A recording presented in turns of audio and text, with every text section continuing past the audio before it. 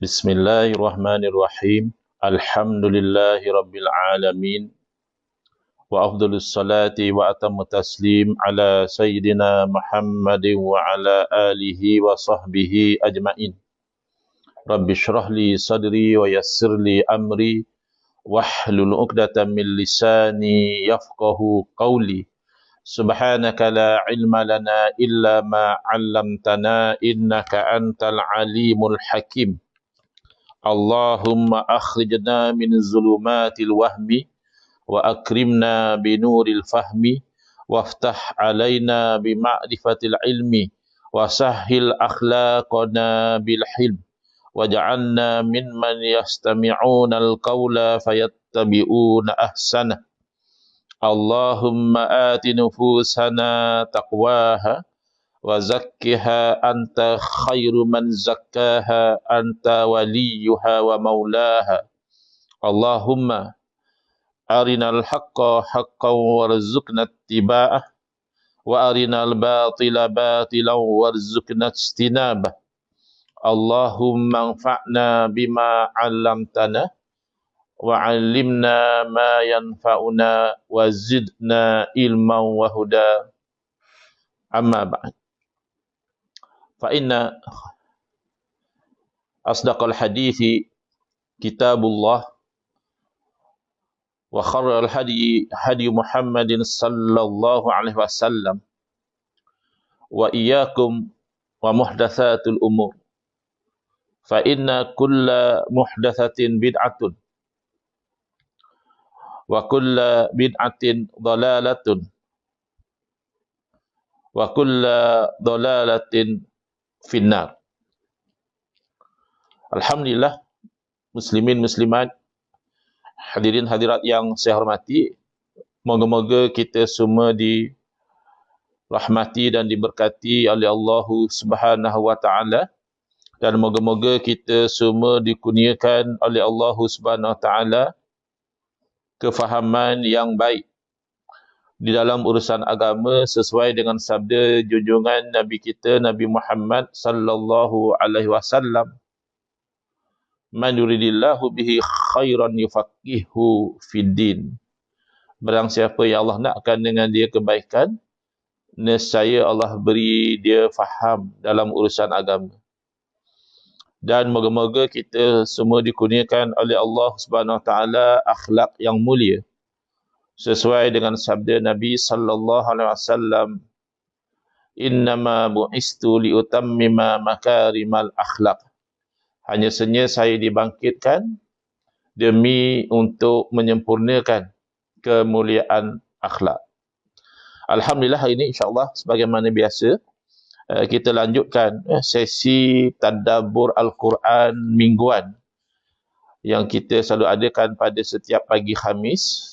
Tadabbur Al-Quran versi patuh ahli sunnah wal jamaah, yakni kita usaha supaya sesi tadabbur kita ini tidak tergelincir dari landasan ahli sunnati wal jamaah, dan kita jadikan kitab tafsir yang mu'tabar, yang masyhur dengan nama tafsir Al-Qurtubi sebagai panduan, ataupun nama penuhnya Al-Jami'u li Ahkamil Quran, yang menghimpunkan hukum-hukum yang terkandung di dalam Al-Quran. Kita masih lagi mengambil manfaat, mengambil pengajaran dari ayat-ayat Al-Quran yang terkandung dalam surah An-Nazi'at, ya, iaitu dalam juzuk yang ke-30, juzuk Amma. Selepas daripada Amma Yatasa'alun, kita pergi kepada surah An-Nazi'at, kita sampai kepada ayat 10. Allah Ta'ala berfirman, yaquluna a inna lamarduduna fil hafirah. Yaqulun ini adalah perkataan bentuk fi'il, ya, yakni perbuatan, ya. Fi'il mudhari', iaitu yang dilakukan oleh sekumpulan orang, jamak, ya. Ini adalah merujuk kepada jamak lelaki. Tapi sebenarnya merangkumi, ya, lelaki atau wanita. Satu masa mereka akan berkata, a inna lamarduduna fil hafirah. Tu maknanya soalan, ataupun mungkin kita boleh kata dengan erti kata hal. Adakah kita ini akan dikembalikan seperti keadaan di dunia dahulu? Jadi ini pengingkaran yang berlaku kepada orang-orang kafir, ya.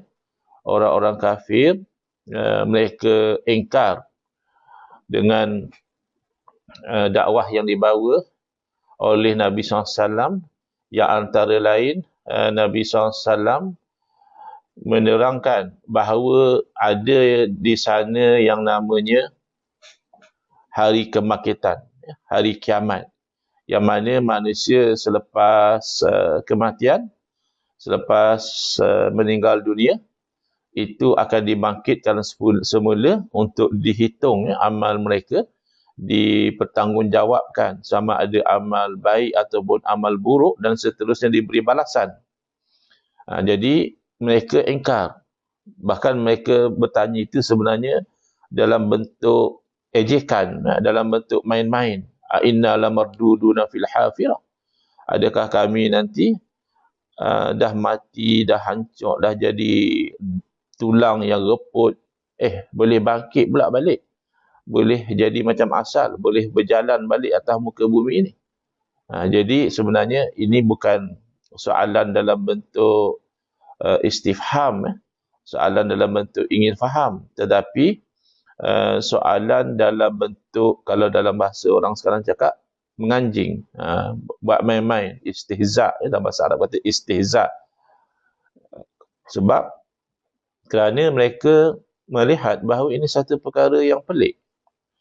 Ini yang kalau kita boleh kaitkan, kepentingan untuk kita itu memahami berkaitan dan juga peranan apa yang dikatakan hukum adat dan juga hukum akal.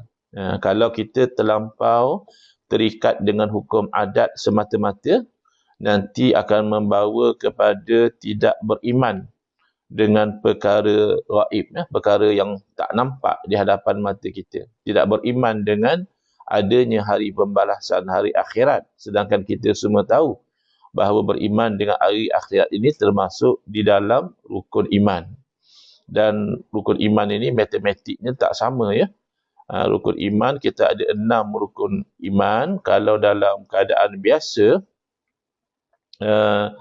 matematik biasa, kalau 6 tolak 1 jadi 5. Kalau 6 tolak 2 jadi 4. Ya. Tetapi kalau dalam matematik rukun iman, 6 tolak 1 jadi 0.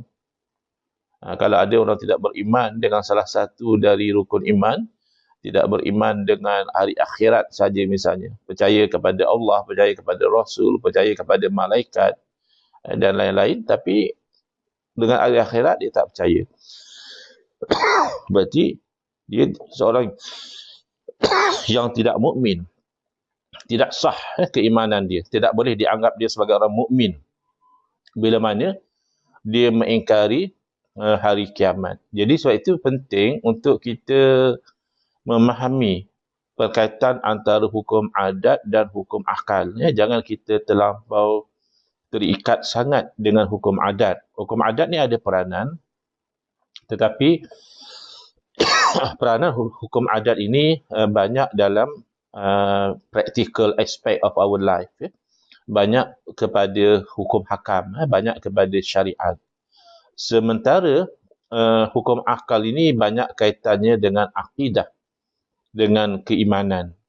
Jadi sebagai contoh, kita hukum akal kita menetapkan bahawa tentulah Allah Maha Berkuasa. Akal yang sihat tidak boleh menerima bahawa Tuhan tu lemah. Tuhan tak berupaya tu sesuatu yang tak boleh diterima akal. Kalau makhluk lemah, makhluk tak berupaya, itu logik. Itu munasabah. Itu memang bahkan berlaku di hadapan mata kita bahawa makhluk itu lemah. Ada perkara-perkara yang makhluk nak lakukan tapi dia tak mampu lakukan. Tetapi akal yang sihat tak boleh terima Tuhan tapi lemah. Tuhan tak mampu. Itu something yang akal tak boleh terima. Itu penetapan hukum akal. Maka kita wajib percaya bahawa apa sahaja yang berlaku, kecil atau besar, ada atau tiada, hidup atau mati, sakit atau sihat dan sebagainya, itu sebenarnya adalah kuasa Allah. Berlaku itu dengan kehendak dan juga kuasa Allah. Atau dalam bahasa Arab kita kata berlaku dengan kudrah dan iradah Allah. Kudrah itu kuasa, iradah adalah kehendak. Jadi tak mungkin misalnya semalam ni berlaku hujan yang semalam atau 2 hari lepas berlaku hujan yang lebat sehingga kan banyak jalan-jalan di Kuala Lumpur ini terhalang, jadi macam orang mungkin tertrap, dan kita katakan itu bukan takdir Allah. Maknanya berlakunya hujan lebat itu bukan takdir Allah. Berlakunya orang ada masalah nak bergerak ke sana kemari, itu bukan takdir Allah. Berarti sepertinya Allah lemah. Berarti benda itu berlaku tapi Allah helpless. Allah tak boleh buat apa-apa untuk mengubahnya. Jadi tak mungkin. Akal kita mengatakan kalau perkara itu berlaku, pasti itu adalah kuasa dan ketentuan Allah. Jadi apa sahaja yang mungkin, maka itu adalah ketentuan Allah Subhanahu Wa Taala.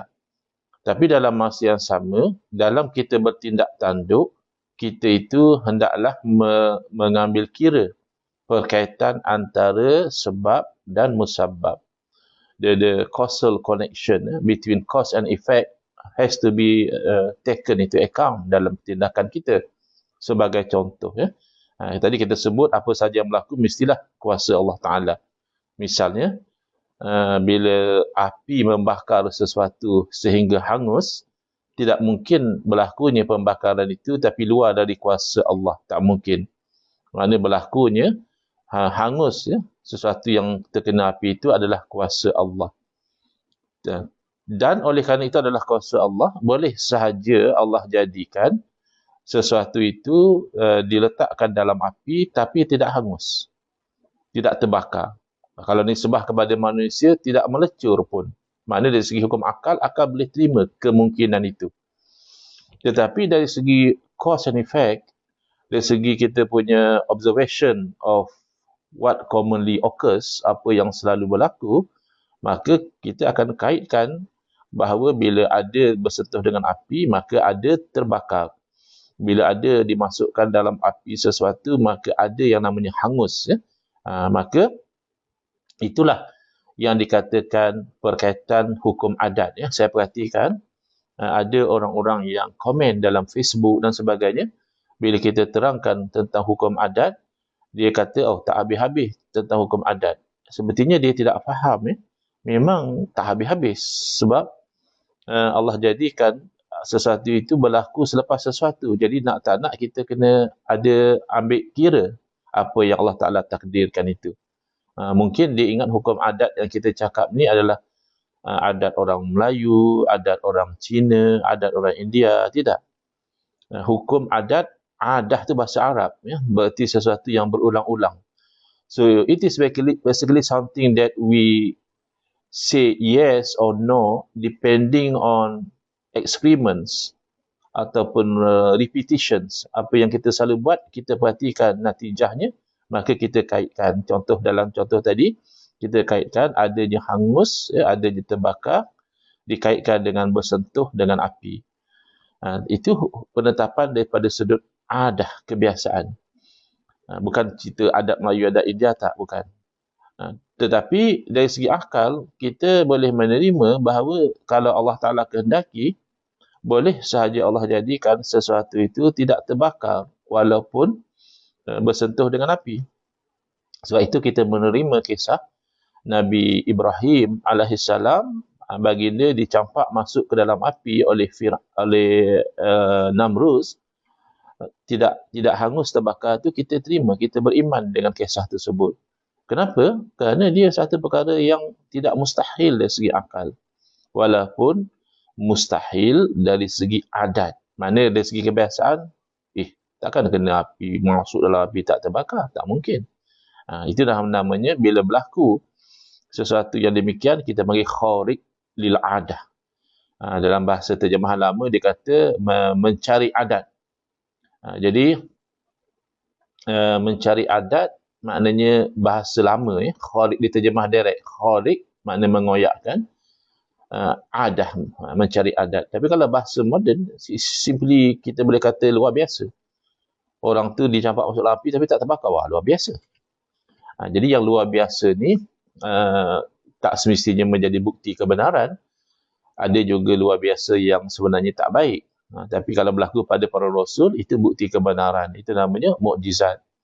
Kalau berlaku kepada orang-orang soleh, pernah berlaku kepada Abu Muslim Al-Khawlani, rahimahullah ta'ala, seorang soleh di kalangan tabi'in, yang dicampak masuk ke dalam api oleh Musailimatul Kazzab, iaitu Rasul palsu. Takdir Allah tidak hangus. Tapi itu bukan mukjizat, ya, kerana Abu Muslim Al-Khawlani bukan Rasul. Mukjizat ini istilahnya merujuk kepada perkara yang mencari adat yang berlaku kepada para Rasul sebagai bukti kebenaran risalah yang mereka bawa. Tetapi Abu Muslim tadi, tabi'in tadi, rahimahullah, beliau bukan Rasul, maka perkara mencari adat yang berlaku kepada beliau tidak boleh dikatakan mukjizat, tetapi karamah, satu bentuk kemuliaan yang Allah Ta'ala kurniakan. Jadi kalau macam tu, kalau berlaku satu perkara yang pelik, maknanya itu keramat? Tidak juga. Kena tengok, kalau orang tu orang soleh, orang yang taat kepada perintah Allah, yang menjauhi larangan Allah, ya boleh jadi itu karamah. Tetapi kalau dia orang jahat, orang fasik, apatah lagi kalau orang kafir, bila berlaku satu perkara yang pelik, itu bukan karamah. Itu bahkan mungkin kita katakan istidraj. Istidraj ni maknanya melajakkan dia lagi dalam kesesatan. Itu juga berlaku kepada sebahagian pengamal ajaran sesat, ya. Dia boleh buat perkara-perkara yang pelik, jadi dia sangka dia itu benar. Dia itu berada atas kebenaran. Sedangkan kebenaran tidak diukur dengan benda pelik atau tak pelik. Kerana kedua-duanya dalam kuasa Allah. Yang menjadikan terbakar bila bersentuh dengan api adalah Allah. Yang menjadikan tidak terbakar juga adalah Allah. Tinggal lagi, terbakar tak terbakar itu harus dari segi akal. Sementara dari segi adah, dari segi kebiasaan, ya, kalau bersentuh dengan api terbakar. Jadi penetapan bahawa berlakunya kebakaran atau hangus bila bersentuh dengan api, itu adalah penetapan berdasarkan kebiasaan, yang mana kita istilahkan sebagai hukum adat. Tetapi berlaku atau tidak berlaku, terbakar atau hangus itu dari segi hukum akal adalah satu perkara yang harus. Jadi kat situ kita kena ada keseimbangan, ya. Kita tak boleh tolak terus perkaitan antara cause and effect. Itu akan menyusahkan kehidupan kita. Bahkan dia ada kesan pada hukum. Walaupun kita katakan dari segi akalnya, yang menjadikan sesuatu itu terbakar atau hangus adalah Allah, bukannya makhluk. Itu dari segi hakikatnya. Tetapi dari segi syariat, adalah satu perkara yang dilarang untuk kita misalnya menghumban seseorang ke dalam api, itu haram. Kerana dari segi kebiasaan itu akan mencederakan dia, akan menyebabkan dia melecur atau meninggal dunia. Ataupun kita sendiri misalnya lompat masuk dalam api, dari segi hukum syarak itu haram. Kata tadi Ustaz kata api tidak menghanguskan, yang menghanguskan adalah Allah. Itu hukum akal. Dan akal tak boleh terima berlaku sesuatu luar daripada kuasa Allah. Masuk dalam api itu kuasa Allah, hangus tidak hangus juga adalah kuasa Allah. Jadi kita kena faham domain tadi. Domain penetapan secara kebiasaan, causal connection, atau kita kenali sebagai hukum adat, itu banyak memberi kesan kepada hukum fiqh, hukum hakam, halal haram. Sementara penetapan daripada sudut hukum akal, sama ini perkara yang mesti ada, wajib, atau perkara yang tak mungkin ada, iaitu mustahil, atau perkara yang harus ada, maknanya boleh wujud, boleh tak wujud, itu domainnya lebih kepada akidah. Jadi ini yang berlaku kepada orang-orang kafir. Mereka terlampau terikat dengan penetapan adah, kebiasaan. Ya, kebiasaannya, kita boleh katakan without failure, orang bila meninggal, dia tak akan hidup balik. Kalau ada kes-kes yang orang yang dah dikafankan, apa, tiba-tiba hidup balik, itu mungkin kita kata salah tanggap, yakni dia sebenarnya belum meninggal, tapi somehow disangkakan dia sudah meninggal. Tapi kalau dah betul-betul meninggal dunia, let's say dah mati sebulan, 2 bulan yang lepas, ataupun dah meninggal dunia 4-5 tahun yang lalu, and suddenly hidup balik, wah, ini tak berlaku. Maka dari segi penetapan adah, itu mustahil lah kalau dah mati nak hidup balik. Sebab itu dalam kes Al-Arqam, salah satu sebab kenapa difatwakan pegangan mereka adalah pegangan yang sesat dan menyeleweng adalah kepercayaan mereka bahawa seseorang yang telah meninggal dunia, iaitu Syekh Muhammad Suhaimi, ya, meninggal dunia pada tahun 1925 atau 23 macam itulah, 1920-an lah, ya. Dipercayai oleh orang-orang Al-Arqam dan katanya masih lagi dipercayai oleh pengikut-pengikut dalam syarikat GISBH, wallahu alam lah, itu mereka sedang siasat. Tapi kepercayaan itu bercanggah, kerana macam mana pula orang tu dah mati, dia nak bangun semula sebagai Imam Mahdi? Tidak demikian, ya. Sifat Imam Mahdi yang diterangkan dalam hadis tidak demikian. Beliau seorang yang masih hidup, yang cuba lari apabila diminta nak dibai'ah taat setia, beliau mengelak. Beliau cuba lari, akhirnya dipaksa juga oleh para ulama yang datang berjumpa dengan beliau untuk membai'ah beliau, memberi taat setia kepada beliau sebagai Imam Mahdi. Bukan orang yang dah mati bangun balik. Kerana mati bangun balik itu dari segi hukum adahnya tak berlaku. Ya, berlaku khariq lil adah, kita tidak nafikan, ya. Misalnya di zaman Nabi Isa alaihissalam, orang dah mati, lalu Nabi Isa hidupkan kembali. Tapi of course dengan kuasa Allah. Biiznillah, kan Al-Quran sebut biiznillah, dengan izin Allah. Bukan Nabi Isa Tuhan yang boleh menghidup dan boleh mematikan, tak. Yang boleh menghidup dan mematikan hakikatnya Allah. Allah Al-Muhyi yang menghidupkan. Allah Al-Mumit yang mematikan. Tetapi bila Allah jalankan kejadian tersebut, zahirnya sepertinya Nabi Isa alaihissalam, iaitu namanya mukjizat, dia perkara yang khariq lil adah. Itu perkara yang luar biasa, ya, yang dari segi ketetapan adah tidak demikian. Maka kita kena faham betul-betul. Jangan pula dalam bab syariat kita duk main hukum akal. Kita bakar sesuatu, bila kita didakwa kerana merosakkan harta benda, kita kata bukan saya yang bakar, Allah yang bakar, Allah yang jadikan hangus. Saya belajar ilmu tauhid, api tidak menghanguskan, yang menghanguskan adalah Allah, kenapa nak cas saya? Bukan. Dalam bab hukum hakam, bila kamu mendatangkan sebab dia, maka kamu kena menanggung konsekuensi dia, musabab dia. Kamu dah sentuhkan sesuatu dengan api, maka bila terbakar, kamu kena tanggung risiko. Itu domain dia. Yang kita bercakap bahawa hakikatnya Allah lah yang menjadikan terbakar itu adalah keimanan tentang kuasa Allah, meliputi segala-galanya. Jadi, bila orang-orang kafir ini, bila mereka lihat orang mati, tak ada yang hidup balik. Dia mati-matilah. Mati, baik mati sebulan, baik mati setahun, bahkan dia dah mati puluhan atau ratusan tahun. Tak ada yang bangun semula dan hidup semula. Maka mereka terlampau terikat dengan hukum adat, padahal kita bercerita tentang keimanan. Percaya kepada hari akhirat, harus boleh saja Allah hidupkan. Bahkan kita fikir secara logik, secara akal. Dahulu kita tak wujud. Dahulu none of us exist, ya. Yang ada ikut kuliah kita ni pun saya percaya tak ada antara kalian yang say 100 years ago, ya, yang dah wujud. Ini saya tak tahulah kalau ada orang yang umur 105 tahun sedang ikut kuliah saya ni, tu ajaib.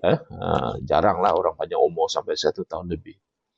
Kebanyakan orang kita ni below 100 dah meninggal. Kadang-kadang 40 tahun pun dah meninggal. 60 something dah meninggal. 80, 90 ramai yang meninggal.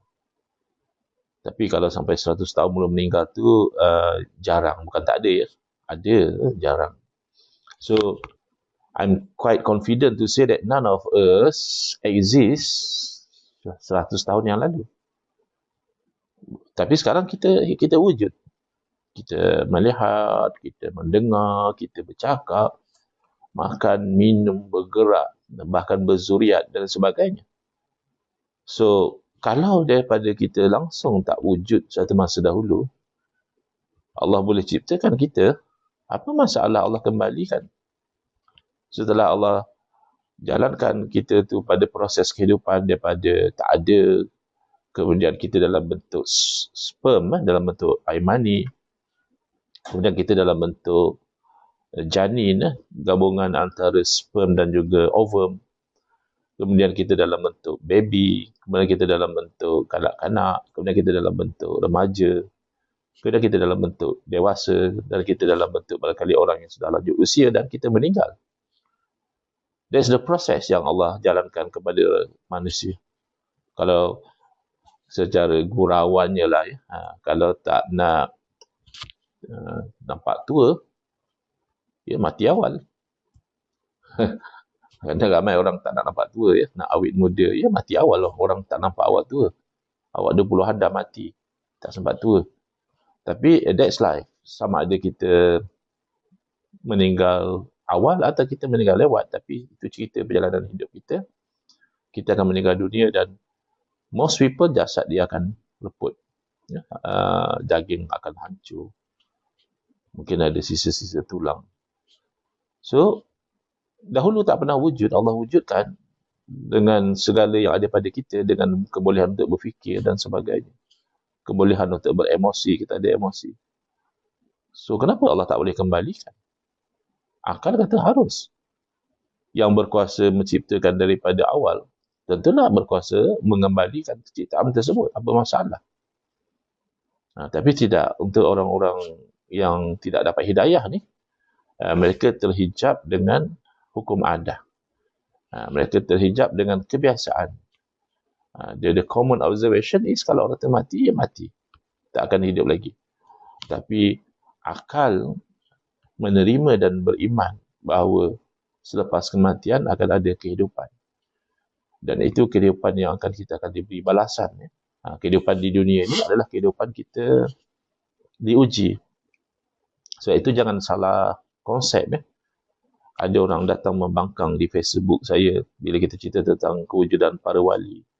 Dan ini kewujudan para wali ijma', sepakat para ulama. Cuma bila satu orang mendakwa dia wali, itu belum tentu ya.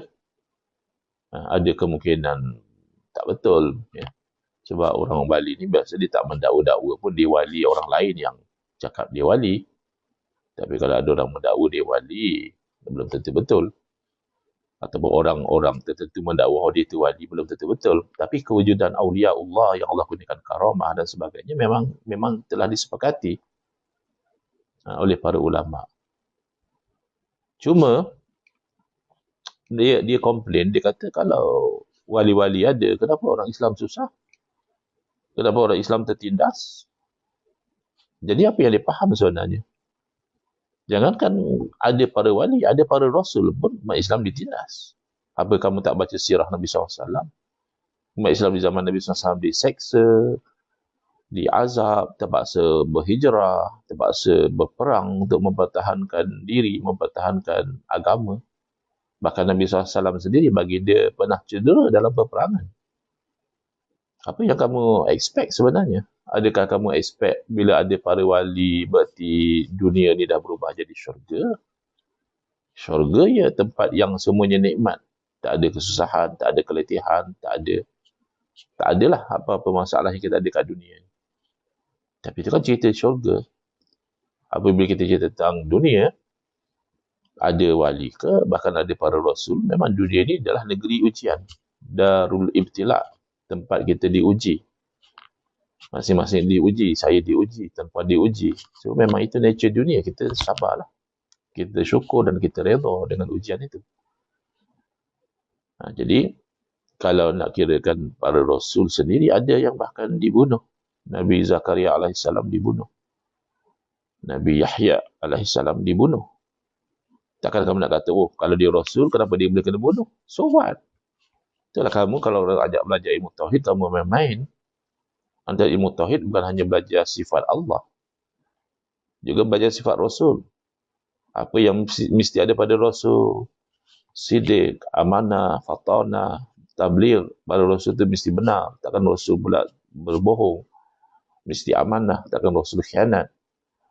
Fatanah, cerdik. Takkan Rasul bodoh. Tak mungkin. Dan tabligh, itu menyampaikan. Tak mungkin Rasul menyembunyikan apa yang Allah perintah supaya disampaikan. Dan lawannya adalah mustahil. Ya. Nah, yang harus ialah para Rasul bersifat dengan sifat kemanusiaan yang tidak membawa kepada menjatuhkan darajat kerasulan. Jadi sakit, lemah, tidur, berkahwin, makan, minum, ya, ke bilik air. Itu semua adalah perkara yang harus bagi para Rasul. Meninggal dunia harus bagi para Rasul. Meninggal dunia dengan sebab biasa sakit, dah sampai usia, atau dengan sebab dibunuh, harus. Jadi ini masalah sesetengah orang, dia mengkhayalkan seolah-olah kalau ada para wali, berarti wajib orang Islam ni semua aman, kita semua menang. Belum.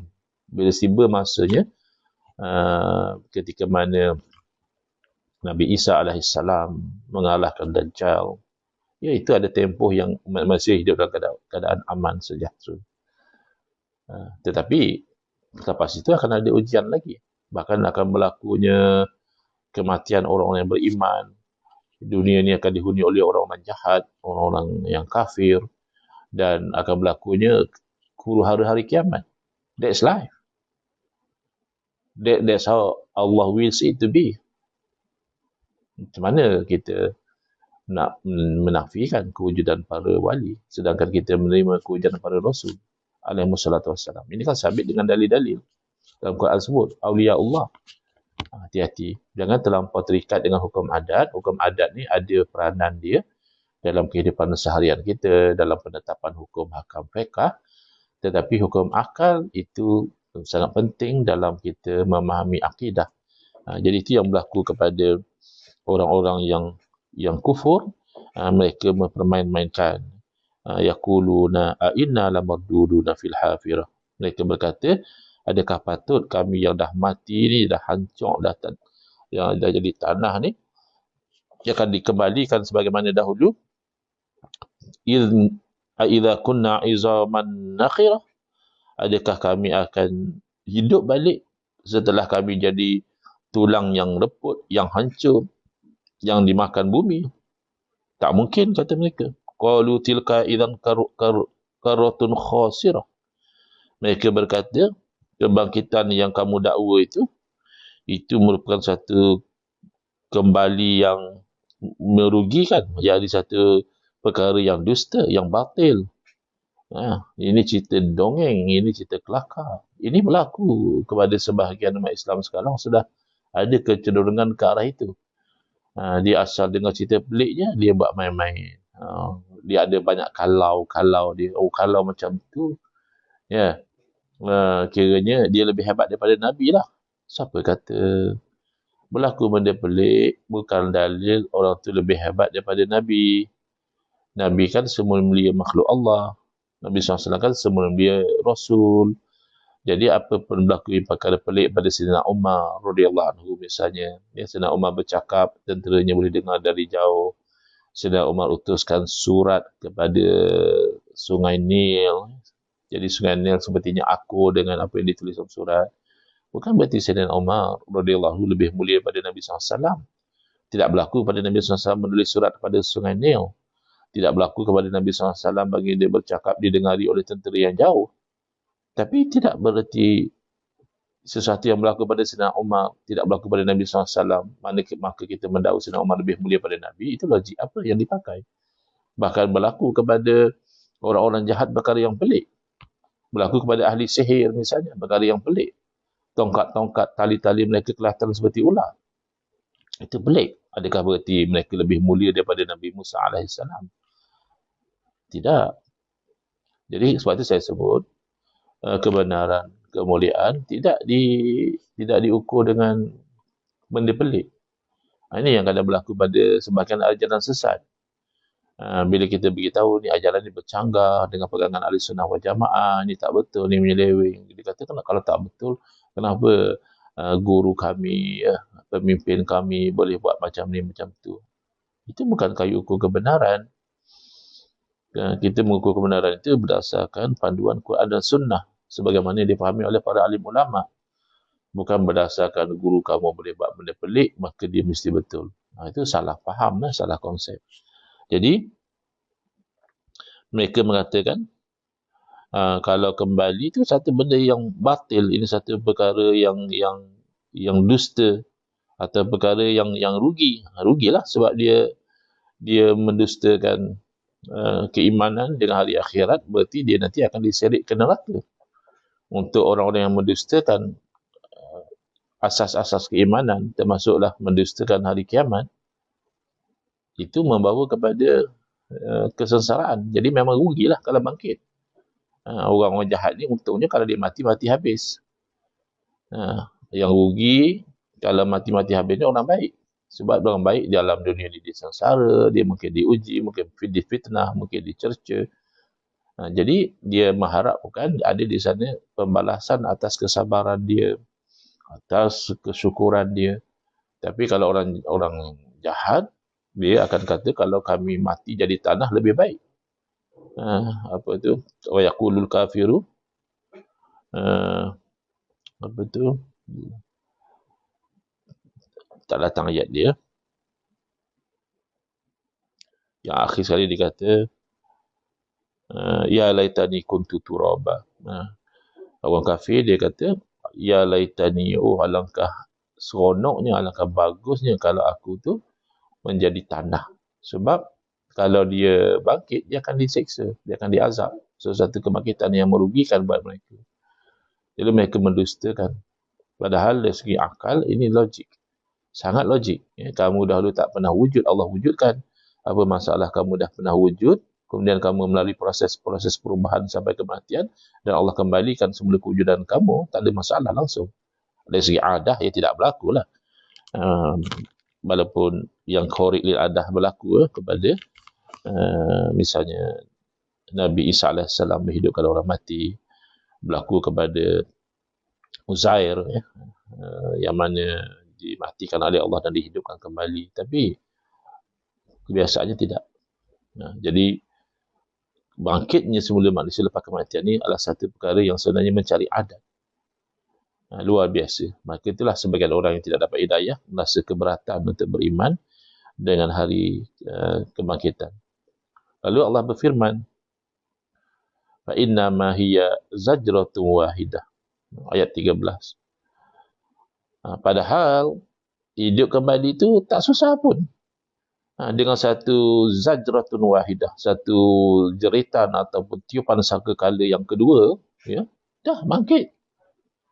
Tak susah pun bagi Allah Ta'ala. Ya, di dunia ni, kita lahir misalnya seorang-seorang, ya, orang ni lahir tahun bila, orang ni lahir bulan bila, orang ni lahir hari bila. Tapi hari kiamat, semua bangkit sekaligus ya.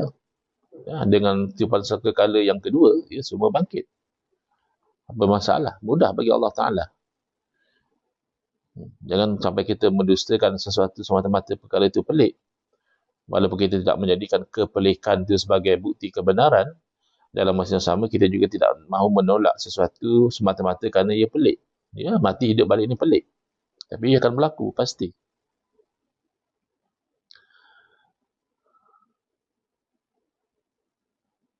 فَإِذَا هُمْ بِسَاهِرَةٍ. Jadi apabila berlakunya tiupan sangkakala yang kedua, tiupan sangkakala yang pertama, jadi yang mana hidup, Allah matikan. Ya, ada pengecualian lah ya.